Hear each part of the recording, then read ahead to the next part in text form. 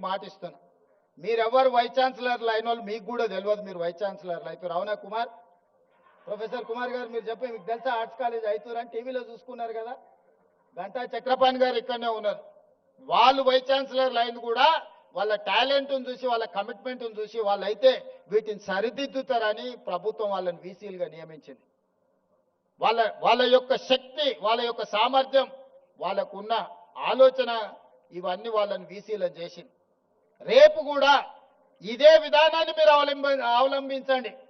No political obligation, no పైరవి.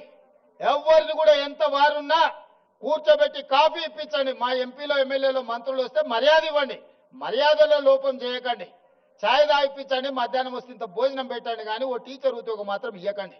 ఒక teacher ఉద్యోగం పైరవికారుడికి ఇస్తే రాబోయే 35 ఏళ్ళు 8,000 మంది పిల్లల భవిష్యత్తు వాళ్ళు చెడగొడతారా?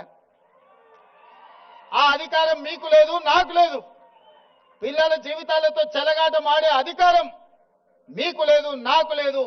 చదువు చెప్పి పిల్లల సమస్యల్ని పరిష్కరించి వాళ్ళని తెలంగాణ సమాజంలో ప్రయోజకులను చేసే వాళ్ళను మీరు సిబ్బందిగా నియమించుకోండి.